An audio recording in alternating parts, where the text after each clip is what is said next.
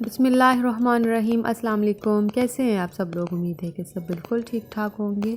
तो जी ये है मेरे पास आंवला। तो आज मैं बना रही हूँ आंवला का अचार और ये बनाना बहुत आसान है और बहुत जल्दी बन जाता है। और ये इस तरह से ये आंवले हैं और इनको अच्छे से मैंने धो के रख दिया हुआ था, अब बिल्कुल ड्राई हो गए हैं। तो अब जो है वो मैं इसका बनाने जा रही हूँ अचार। तो ये सर्दियों में ही आते हैं, तो जो है वो बस थोड़े से सीज़न के लिए होते हैं। और ये साथ है रखा हुआ मैंने सरसों का ऑयल, और सरसों के ऑयल को मैंने बहुत अच्छी तरह से गर्म करके इसको जला लिया हुआ है। जब इसका कलर चेंज हो गया था ना, तो फिर इसको ठंडा करके रख लिया था। तो अभी एक पैन मैंने लिया है, उसके अंदर ऑयल डाला है।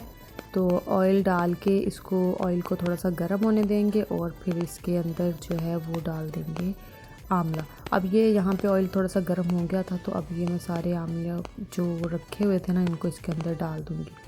और इसमें ऑयल में डाल के तो हमने इसको फ्राई करना है ऑयल में, ठीक है। और इसको बस बहुत ज़्यादा आग तेज़ नहीं करनी है, इसको फ्राई करना है ऑयल में, ताकि ये थोड़े से जो है वो फ्राई हो जाएं और थोड़े नरम हो जाएं। तो इस तरह से इसको फ्राई करें आप। इसको ज़ोर ज़ोर से चम्मच नहीं चलाना है, इसमें आहिस्ता आहिस्ता से ही करना है।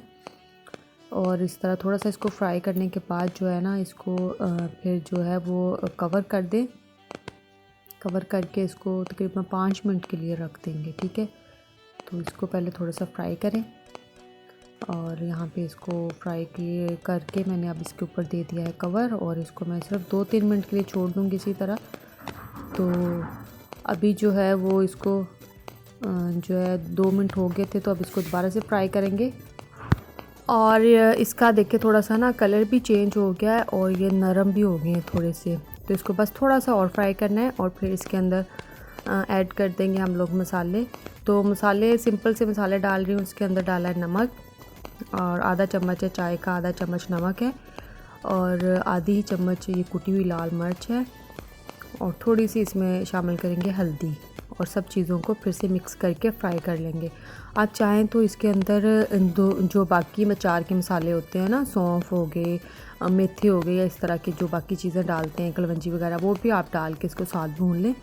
लेकिन वो मैंने नहीं यहाँ पे ऐड किए हैं, आप चाहें तो डाल सकते हैं। लेकिन इस तरह से भी ये अचार बन जाता है, बहुत अच्छा, बहुत यम्मी मज़े का बनता है।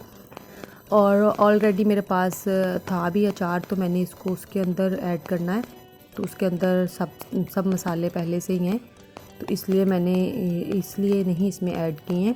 अगर आप सिर्फ ये अचार बनाना चाह रहे हैं तो इसमें थोड़े से डाल लें, उसका भी फ्लेवर बहुत अच्छा आ जाता है और ये इस तरह से भी बहुत अच्छा बन जाता है।